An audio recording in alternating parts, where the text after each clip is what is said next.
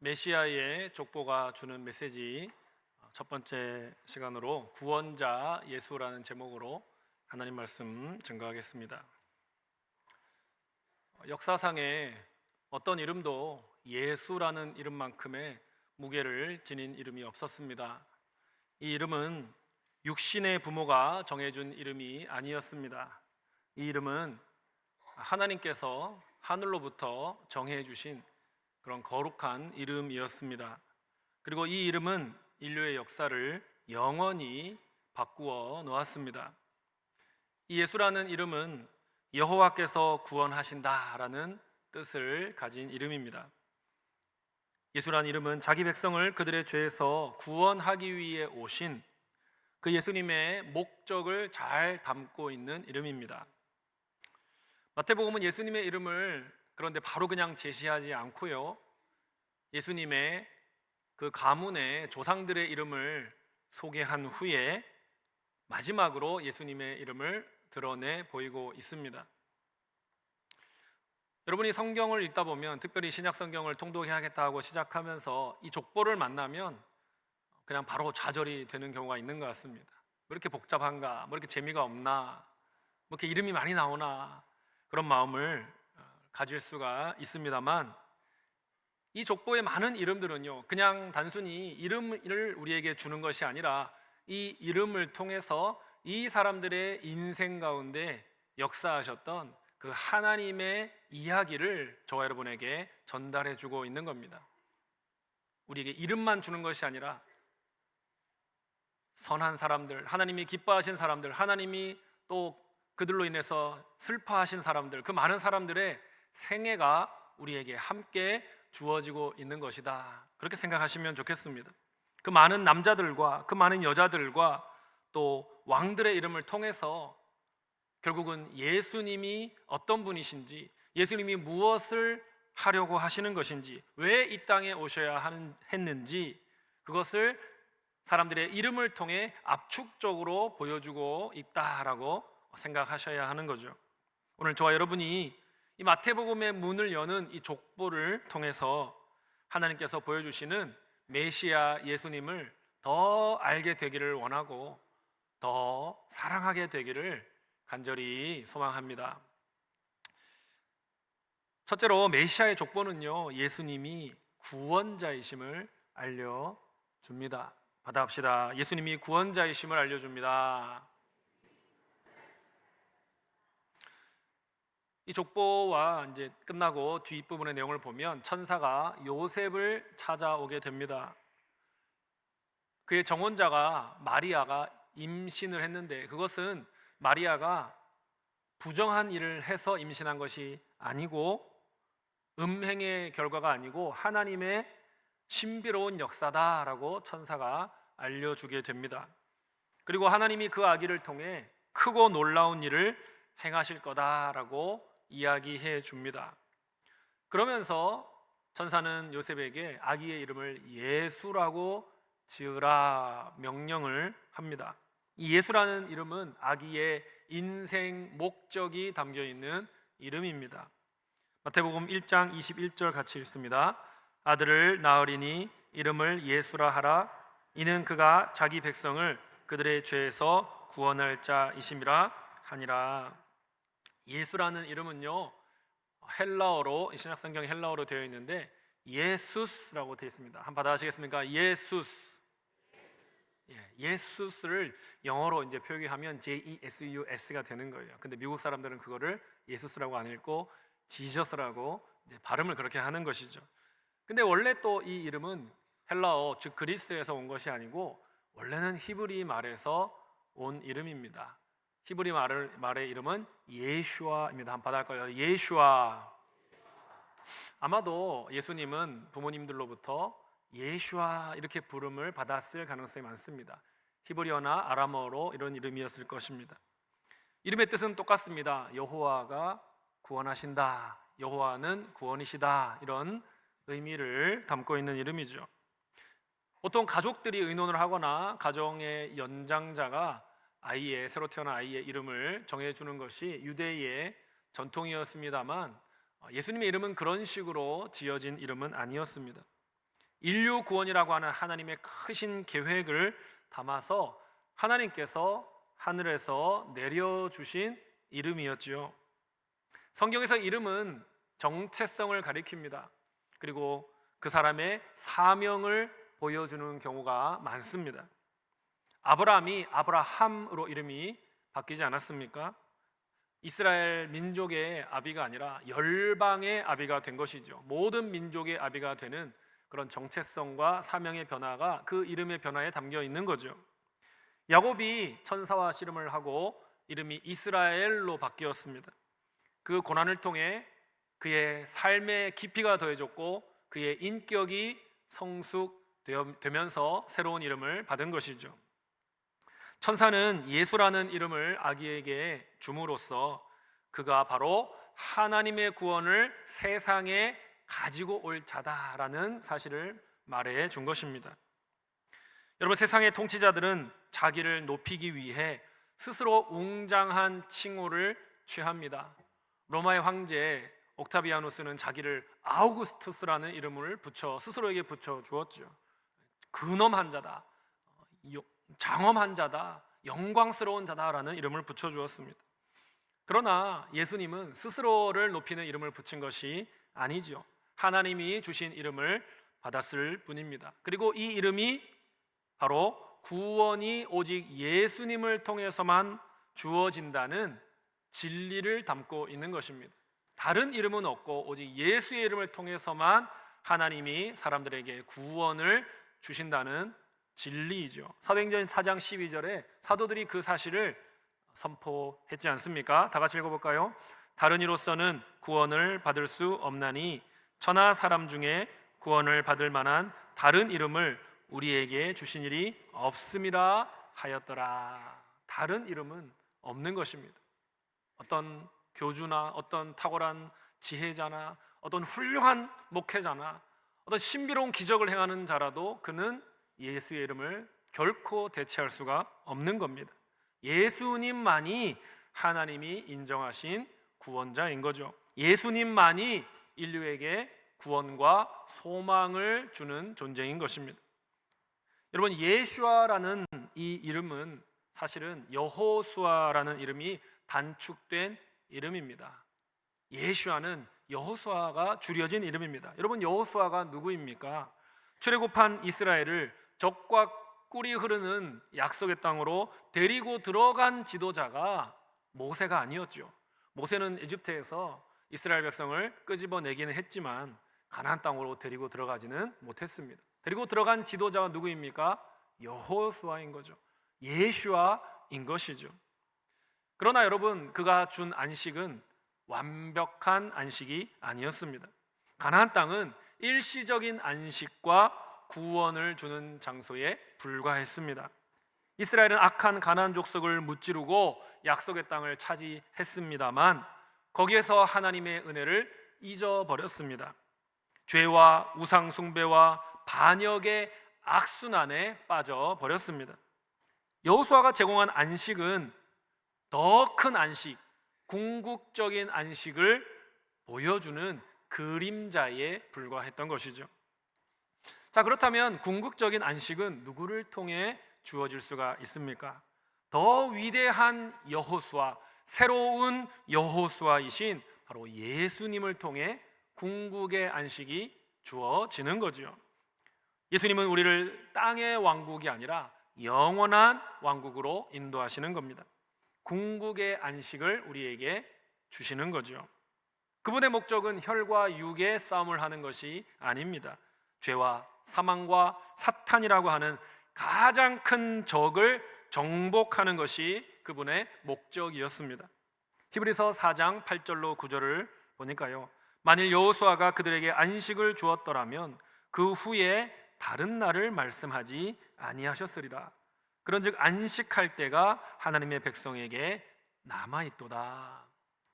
여호수아가 백성들을 가나안 땅으로 인도한 것은 잠정적이라는 것이죠. 진정으로 하나님이 주려고 하시는 안식의 최종판이 아니라는 겁니다. 그것은 맛복이라는 것입니다.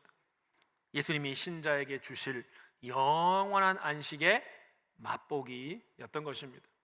여러분 인터넷 서점에 들어가 보면 책을 인터넷으로 사기 전에 맛보기를 할 수가 있습니다. 몇 페이지를 목차와 저자 소개와 몇 페이지를 좀 보여줍니다. 그 책을 맛보기 하고 나서 이 책이 정말 보고 싶다 그러면 이제 구매를 해야 되는 거죠. 맛보기만 하고 만족하기는 쉽지 않습니다. 오히려 이 전체의 풍성한 내용을 기대하게 만드는 역할을 맛보기가 하는 것이죠. 그죠? 우리가 마트에 가서도 어떤 물건을 사게 만들도록 맛을 보여주지 않습니까? 그 몇 조각 얻어먹고 너무 좋다, 나는 뭐 충분하다, 이런 분들이 물론 계실 수도 있지만 거의 없을 것입니다.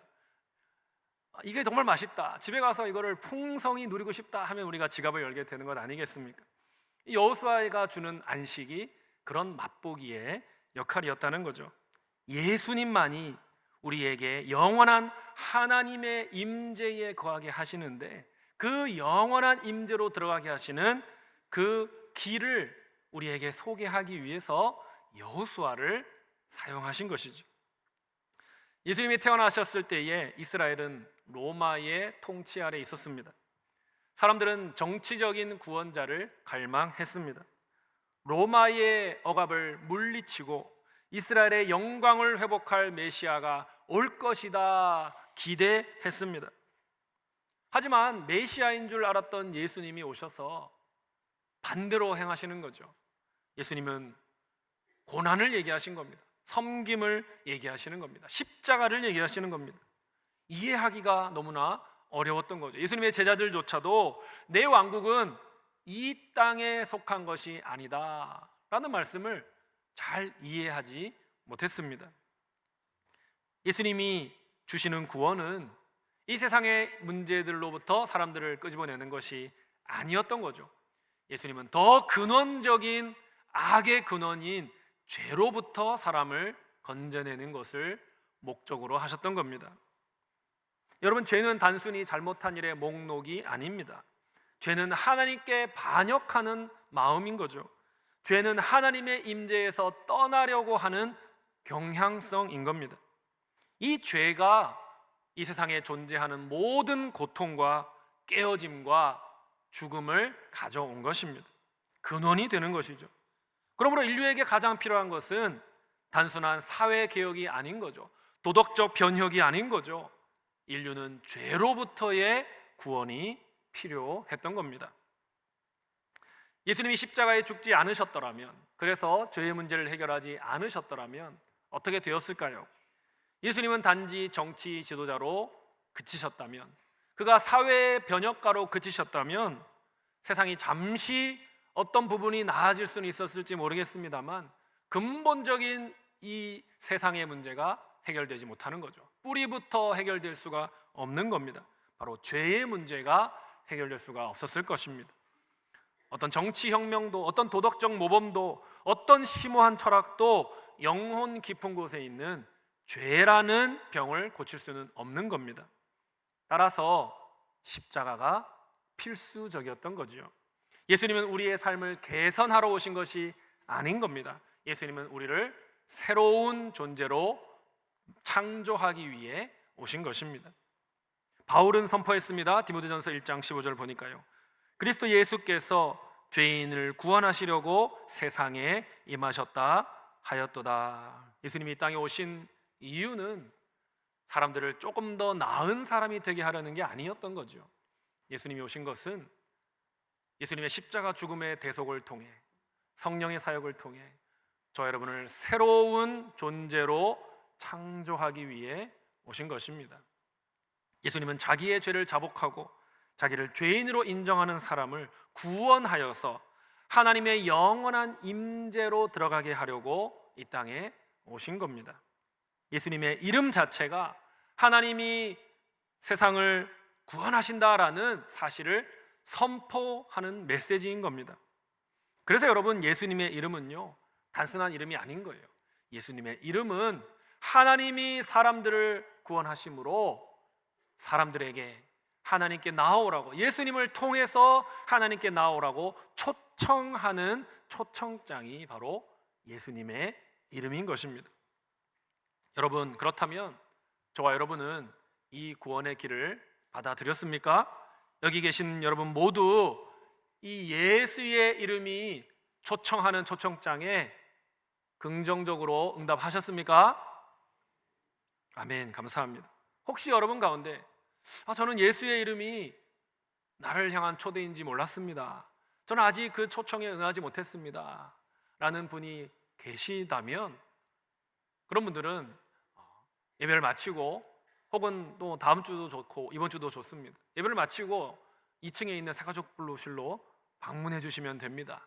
그러면 예수님의 이름이 왜 초청장인지, 그리고 그 초청에 우리가 어떻게 응답해야 되는지 안내를 친절하게 해드리겠습니다. 그것이 바로 예수님 영접 모임입니다. 사랑하는 여러분, 우리의 구원은요 선행으로 되는 게 아닙니다. 노력으로 되는 것이 아닙니다. 우리의 구원은 은혜의 선물로서 주어지는 것입니다. 만약 여러분이 예수님의 이름을 부른 적이 없다면 오늘이 바로 그 때입니다. 누구든지 주의 이름을 부르는 자는 구원을 받으리라 약속하셨습니다.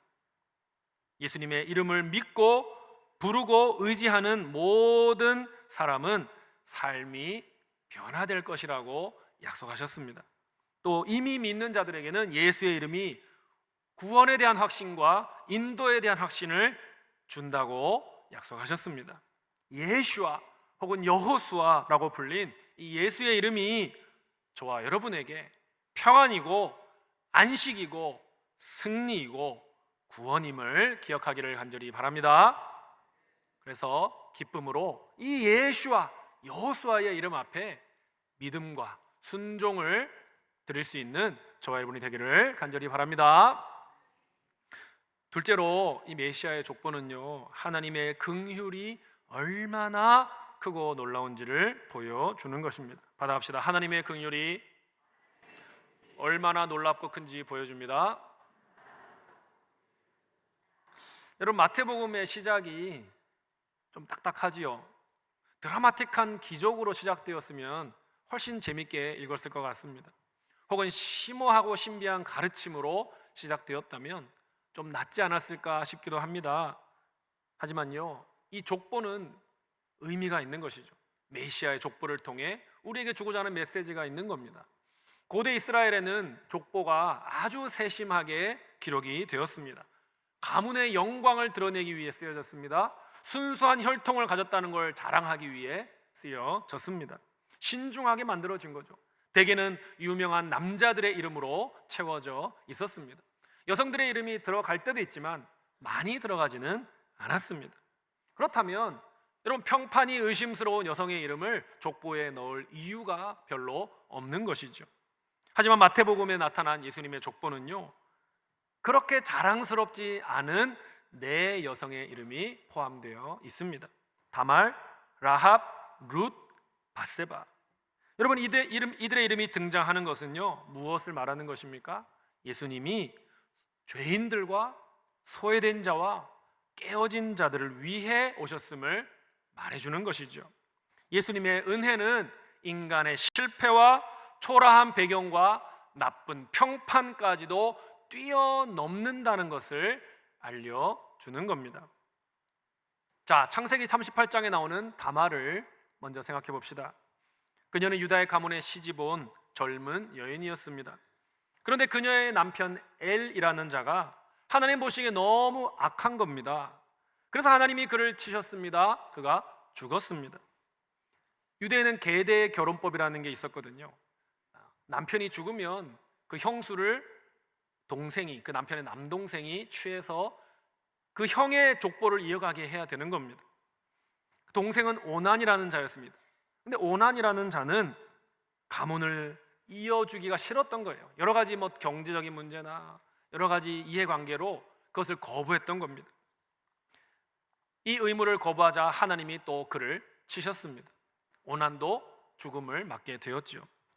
자, 이제 시아버지 유다는 며느리 다말을 위해 어떤 일을 해야 됩니까? 막내 아들 셀라를 다말에게 남편으로 주어야 했던 거죠. 하지만 약속을 지키지 않은 겁니다. 차일피일 미루기만 하는 겁니다. 다말은 절망에 빠진 거죠. 여러분, 고대 사회에서 남편이 없는 과부는요 미래가 없는 가련한 존재였습니다.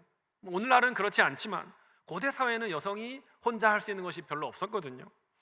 그래서 다말은 국리를 하다가 획기적인 일을 하지요. 과감한 일을 하지요. 스스로를 변장합니다. 창녀로 변장합니다. 시아버지에게 다가가서 시아버지를 유혹하는 거예요. 유다를 속이고 결국 시아버지와 동침을 하게 된 것이죠. 그리고 임신을 하게 된 겁니다. 시아버지가 며느리가 임신했다는 사실을 알고 노발대발한 것이죠. 아무것도 모르고 저 불결한 다말을 불에 태워버려라, 그렇게 명령을 한 겁니다. 하지만 다말이 가만히 있지 않았지요. 아이의 아버지가 다름이 아닌 유다 자신임을 증명한 것입니다. 아버지의 그 소지품을 내보이면서 아버지가 그때 만났던 그 여자가 바로 접니다. 유다는 자기의 잘못을 인정하게 되죠. 그는 나보다 옳도다. 이런 스캔들 속에서 베레스라고 하는 아이가 태어나게 된 겁니다. 그리고 그는 다윗 왕과 예수님의 조상이 되었던 거죠. 하나님의 은혜는 천대받고 멸시당하는 자들에게까지 주어지는 것입니다. 인간의 불의와 죄악 속에서도 하나님은 목적하시는 바를 이루시는 것입니다. 다말의 행동은 비도덕적인 일이었습니다. 하지만 하나님은 그러한 일조차도 사용하셔서 메시아를 보내는 도구로 사용하셨던 겁니다. 이제 여호수아 2장과 6장에 나오는 라합을 보겠습니다. 여러분, 이 여인도 성매매 여성이었습니다. 다말은 성매매 여성으로 분장을 했지만 이 여성은 실제 성매매 여성이었습니다. 멸시받는 자였습니다. 희망 없는 삶을 살고 있었습니다. 그러다가 어느 날 2명의 이스라엘 정탐꾼이 자기 집으로 들어온 겁니다. 들어와서 피난처를 요청하는 겁니다. 숨겨달라고 한 겁니다. 놀랍게도 라합은요, 이스라엘의 하나님에 대해서 이미 들어 알고 있었습니다. 그리고 하나님의 위대하심을 깨닫고 있었습니다. 여호수아 2장 11절을 보니까요, 너희의 하나님 여호와는 위로는 하늘에서도 아래로는 땅에서도 하나님이시니라.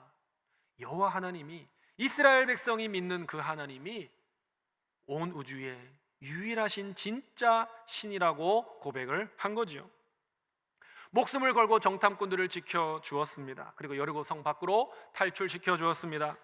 정탐꾼들은 떠나면서 후에 우리가 여리고성을 멸망시키러 올 건데 그때 너가 창문에 붉은 줄을 매달아 놓으면 여리고성이 멸망할 때에 너와 너의 가족은 구원을 해주겠다. 그리고 정말 여리고성이 멸망당할 때 창문에 붉은 줄을 메어 두었더니 그녀와 가족이 구원을 받았던 것이죠. 여러분, 라합의 이야기는 여기서 멈추지 않습니다. 라합은 후에 이스라엘 사람 살몬을 만나 결혼을 하게 됩니다. 그리고 아들을 낳는데 이름이 보아스지요. 여러분, 보아스는 후에 다윗 왕의 증조부가 된 사람입니다. 그리고 바로 모압 출신의 과부였던 룻과 시어머니 나오미를 수렁에서 건져준 사람, 베들레헴의 경건한 부자가 바로 보아스입니다. 라합의 이야기는 무엇을 보여줍니까? 어떤 종류의 사람이라도 하나님의 구원을 받을 수 있다라는 것을 말해주는 거죠. 라합은 비천한 여인이었습니다. 하지만 하나님은 그녀를 메시아의 족보에 포함시키셨던 거죠. 믿음으로 행동한 그녀의 이름을 높여주셨던 겁니다. 라합은 하나님의 나라를 잘 보여주는 거죠. 하나님의 나라는 죄인도 이방인도 포용하는 나라다라는 사실을 가르쳐 주는 것입니다.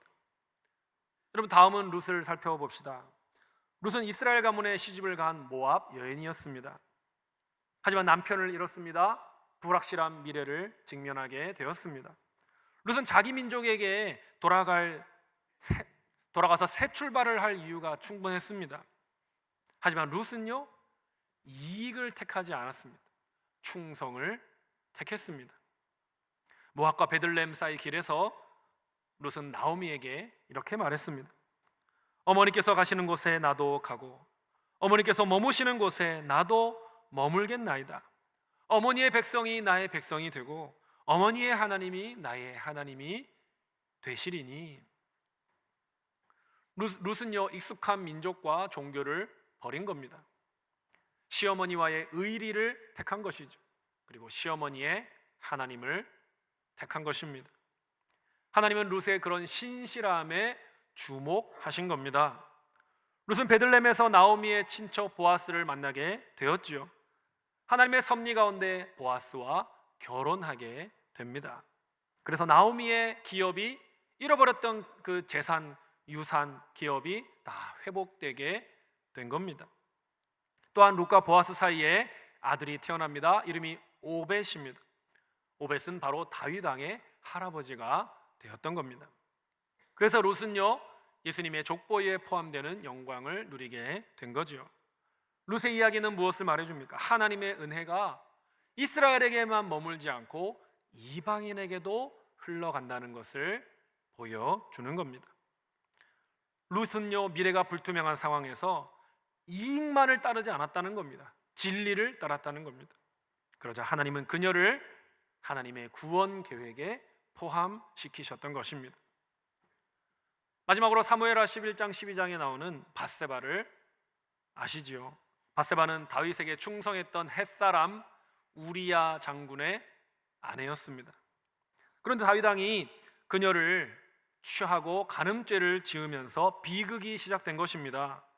밧세바가 임신을 하게 된 겁니다. 다윗 왕은 자기의 죄를 은폐하려고 한 거지요. 우리야를 전쟁터에 앞장 세워서 죽게 만든 겁니다. 하나님은 다윗의 죄를 물어서 첫 아이를 죽게 만드십니다. 하지만 그 비극 속에서도 하나님의 은혜가 역사하고 있었습니다. 밧세바는 후에 솔로몬이라는 아이를 낳게 되죠. 그리고 그는 이스라엘의 가장 지혜로운 왕이 되었습니다. 그리고 예수님의 조상이 된 거죠. 밧세바 이야기는 하나님의 은혜가 우리의 실패보다 더 크다는 사실을 보여주는 겁니다.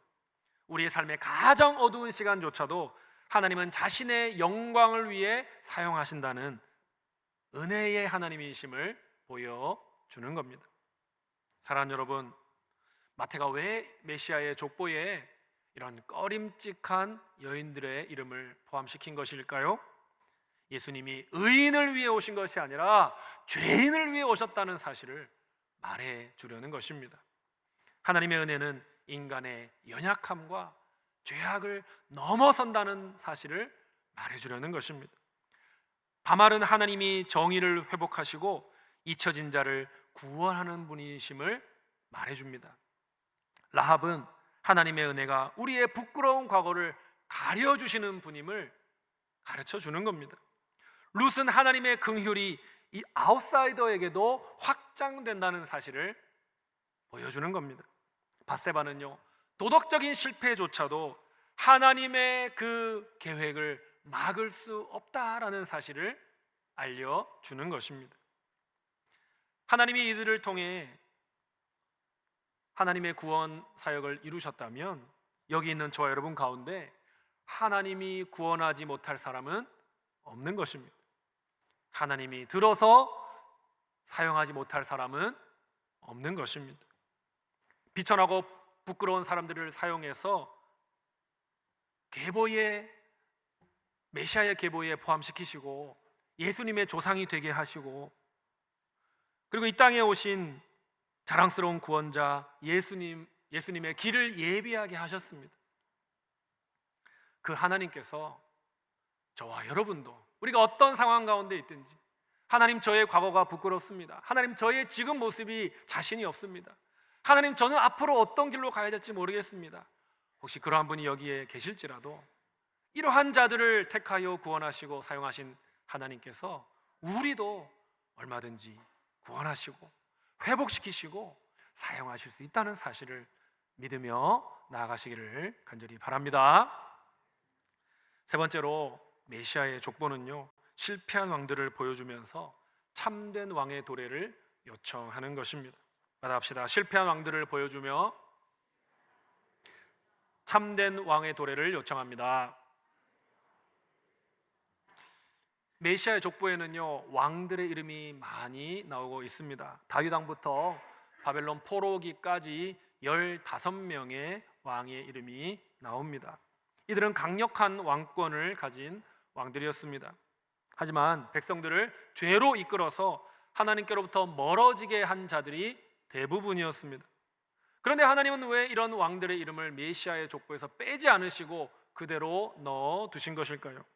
어떤 인간 왕도, 심지어 다윗 왕과 같은 훌륭한 왕이라 할지라도 영원한 의와 평화의 나라를 이룰 능력이 없다라는 것을 말하고 있는 겁니다.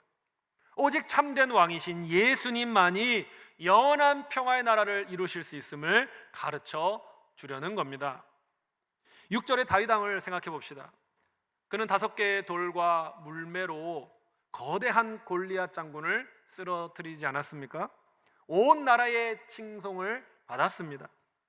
이름 없던 목동이었던 그가 그렇게 위대한 일을 행하고 사울왕의 질투를 받고 그리고 또 전쟁을 치르면서 인내의 시간을 지나 결국 이스라엘의 왕이 된 거지요.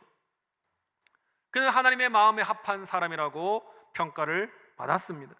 이스라엘을 강력한 왕국으로 세우려는 하나님이 택하신 종이었습니다. 하나님은 다윗 왕에게 놀라운 약속도 주셨습니다. 사무엘하 7장에 나오는 다윗 언약입니다. 여러분 잘 기억하십시오. 다윗 언약은요, 하나님이 다윗에게 이렇게 약속하신 겁니다. 다윗아, 내가 너의 후손들이 유다의 왕위에 영원히 앉아서 다스리게 하겠다라는 약속입니다. 다윗의 후손들이 영원한 왕위가 이어지게 하겠다는 약속입니다.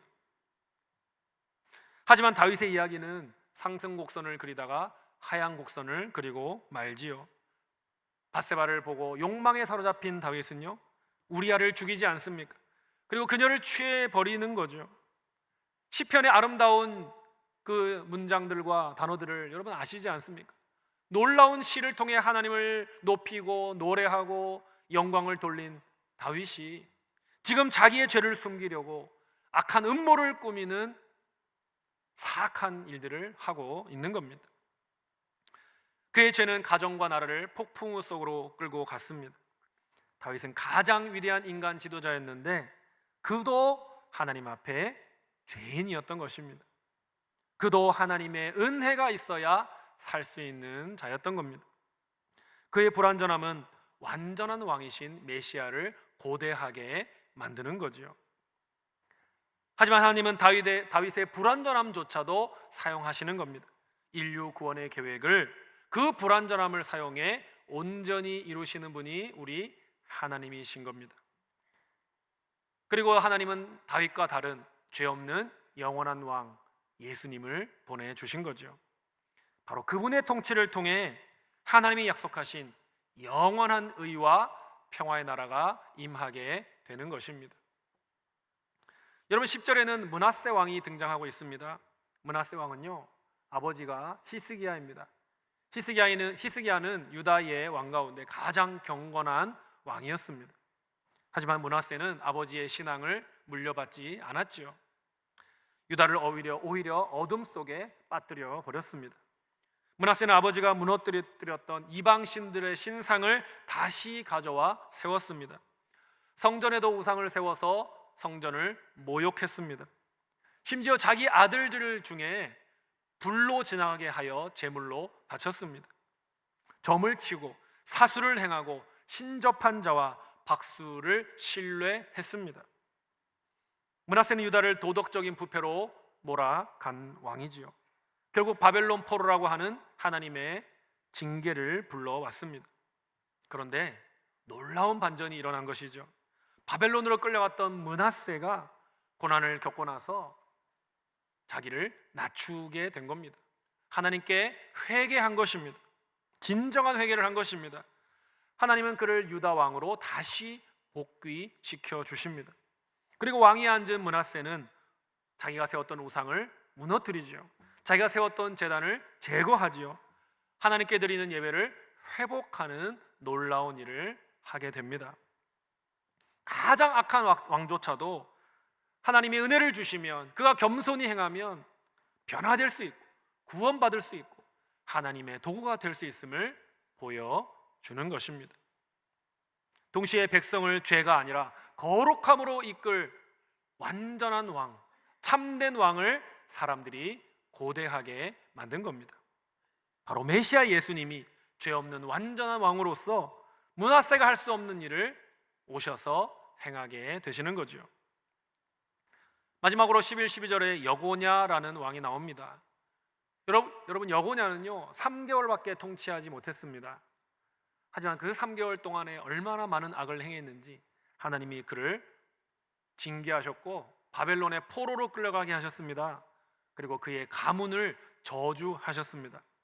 예레미야 22장 30절 말씀입니다. 이 사람이 자식이 없겠고 그의 평생 동안 형통하지 못할 자라 기록하라.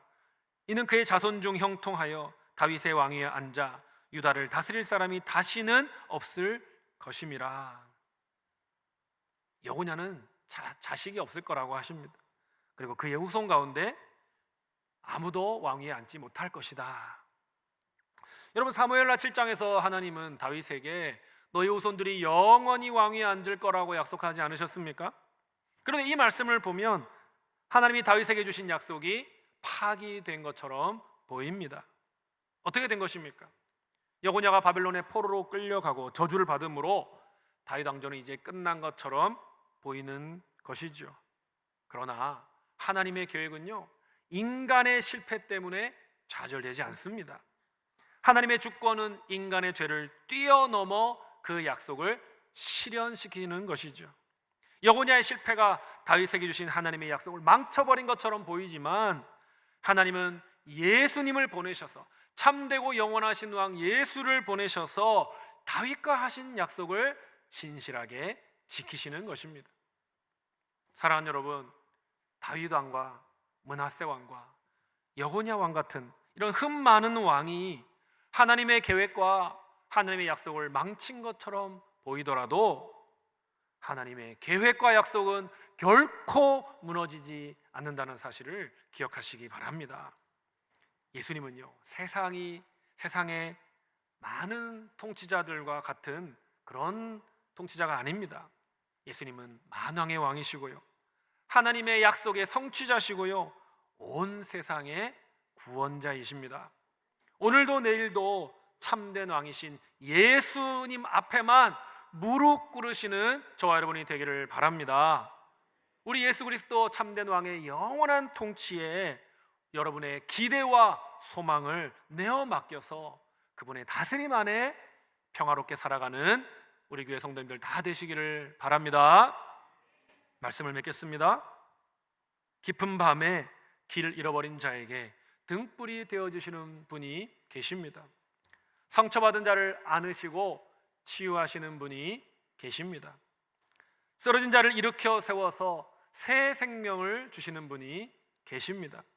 그분은 바로 우리의 참된 왕이신 예수님이십니다. 다말의 눈물을 닦아 주셨습니다. 라합의 수치를 덮어 주셨습니다. 룻의 외로움을 안아 주셨습니다. 밧세바의 상처를 치유해 주셨습니다. 이 메시아 예수께서 오늘 저와 여러분의 삶에도 새로운 문을 열어주기를 원하고 계십니다. 이 세상 왕들은 자신의 영광을 위해 백성에게 군림한다고 했습니다. 하지만 예수님은 십자가 위에서 왕관을 쓰신 것이 아니라 가시관을 쓰셨습니다. 그분은 자신의 피를 흘리심으로 우리를 살려주신 참된 왕이십니다. 이제 우리는 선택을 해야 하는 거지요. 우리 손에 쥔 모든 것을 내려놓고 영원하신 왕 예수님께 나아가 엎드릴 것인가? 아니면 여전히 세상에 지나가는 것들을 손에 꽉 쥐고서 그분을 경배하는 일을 포기할 것인가? 우리는 선택을 해야 하는 것입니다. 지금 여러분의 마음의 문을 여시고 예수님의 이름을 부르실 수 있기를 바랍니다. 그 이름이 여러분의 죄를 사해 주실 것입니다. 그 이름이 여러분의 상처를 싸매어 주실 것입니다. 그 이름이 저와 여러분을 영원한 생명으로 인도해 주실 것입니다. 예수님만이 나의 구원이시며 참된 왕이심을 믿으며 평생토록 메시아 예수님만 따라가고 순종하고 살겠습니다. 결단하시는 우리 성도님들 되시기를 간절히 바랍니다. 그러할 때에 영원한 왕께서 주시는 구원과 보호와 은총을 충만히 누리시는 우리 울산시민교회 모든 성도님들의 삶이 되시기를 주님의 이름으로 간절히 축원드립니다.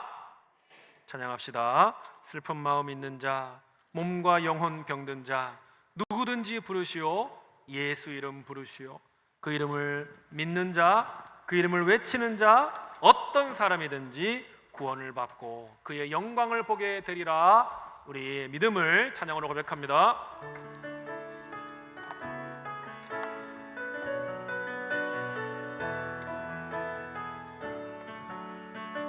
슬픈 마음 있는 자, 슬픈 마음 있는 자, 몸과 영혼 병든 자 몸과 영혼 병든 자 누구든지 부르시오. 누구든지 부르시오. 예수 이름 부르시오. 예수 이름 부르시오. 그 이름을 믿는 자, 그 이름을 믿는 그 자, 이름을 부르는 자 그 이름을 부르는 자 어떤 사람이든 그가 어떤 사람이든 구원을 얻으리. 구원 얻으리. 예수 예수 오 능력의 그 이름 예수 나 외쳐 부르네. 예수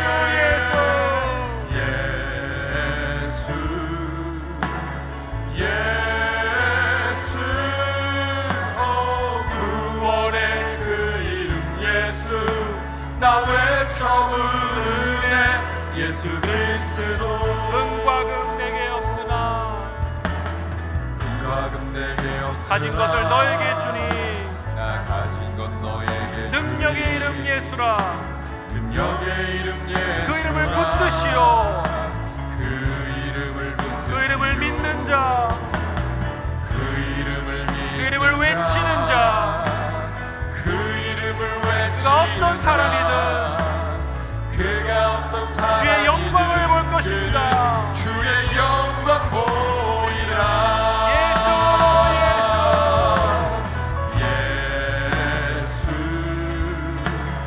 예수 오 능력의 그 이름 예수 나 외쳐 부르네. 예수 예수 오 구원의 그 이름 예수 나 외쳐 부르네. 예수 그리스도 예수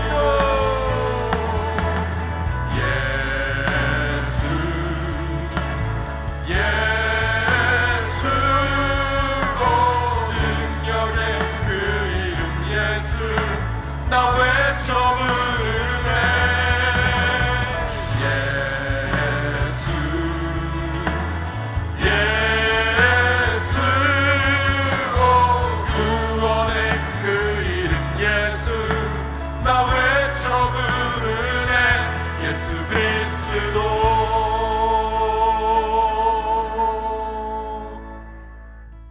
사랑하는 울산시민교회 가족 여러분, 이 시간 주신 말씀 기억하며 결단의 기도를 올려드리도록 하겠습니다. 좋으신 하나님, 우리의 구원자여 참된 왕이신 예수님만, 다른 이름 아닌 예수님만 믿고 의지하게 하여 주시고 그 주님의 은혜 속에서 과거의 상처와 실패를 뛰어넘어 새롭게 변화되게 하여 주시옵소서. 평생 예수님의 이름만을 높이며 그분의 통치 안에서 기쁨으로 순종하며 살아가도록 도와주시옵소서라고 우리 다 같이 함께 주여 한번 부르시고 간절히 우리의 결단을 주님께 올려드립니다. 주여 아버지, 아버지 하나님 함께 해주시고 사랑하는 것 충만하신 하나님의 말씀, 우리를 죄에서 구원하기 위해 오신 예수님의 이름이 얼마나 귀하고 놀라운지 깨닫게 하시니 감사합니다. 하말과 룩과 바스바 같이 연약한 이들도 긍휼히 여기시고 예수의 족보 안에 포함시키신 주님의 은혜를 바라보며 우리 또한 과거의 죄와 실패를 주님 앞에 내려놓고 새롭게 변화되기를 원합니다. 완전한 왕이신 예수, 영원한 의와 평화의 나라로 우리를 이끌어 주시옵소서. 세상의 어떤 것을 의지하며 가지 않게 하여 주옵소서. 오직 예수 이름만 부르며 나가게 하여 주옵소서. 예수의 통치를 받아들이고 죄의 길을 떠나 주님의 길을 쫓아가게 하여 주시옵소서. 하나님의 영광이 우리의 삶을 통해 증거되게 하여 주옵소서. 다시 오실 예수를 소망하게 하시고 주님 주신 안식과 평강 가운데 살게 하시고 평생토록 예수 이름만 증거하며 예배하는 복된 아버지의 성도들의 삶이 될 수 있도록 도와주시옵소서. 하나님 아버지 은혜를 풀어주시고 하나님 아버지 은혜를 도와주시고 은혜 위에 은혜를 더해주옵소서. 주여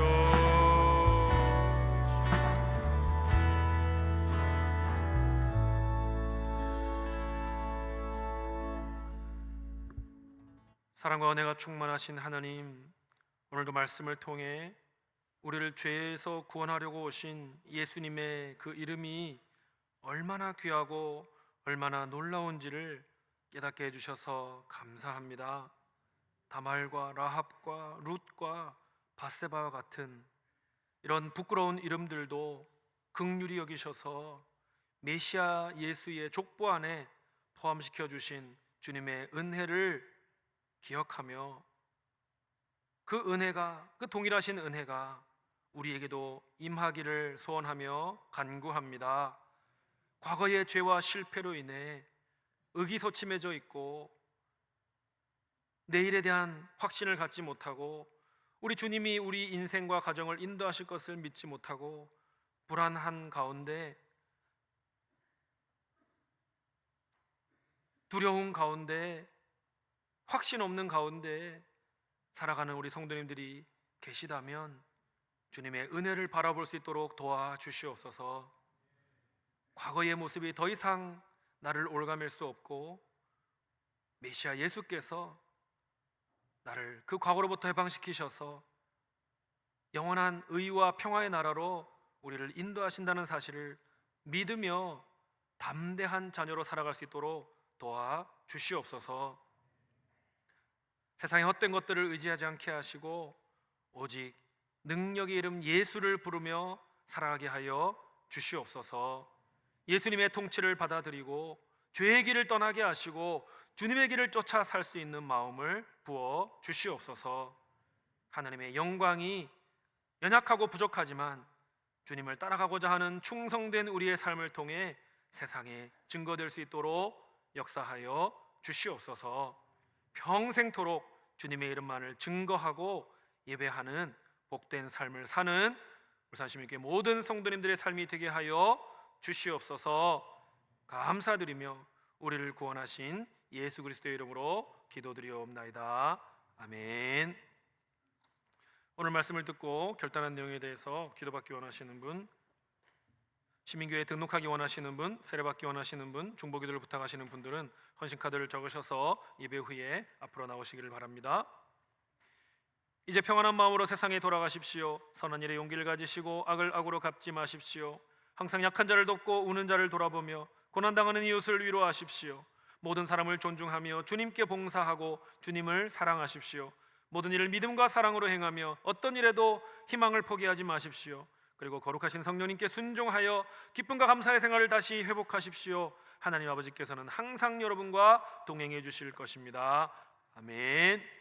주 예수 그리스도의 은혜와 하나님 우리 아버지의 무한하신 사랑과 성령님의 감화 감동 충만케 하심이 주님의 은혜를 붙들고 과거의 실패를 넘어 새 희망으로 나아가며 수치를 넘어 당당한 하나님 자녀로 살아가며 악함을 넘어 거룩함을 이루는 삶을 살기로 결단하는 주님의 백성들 위해 그들의 가정과 일터와 목장 위에 지금부터 영원토록 함께 있을지어다.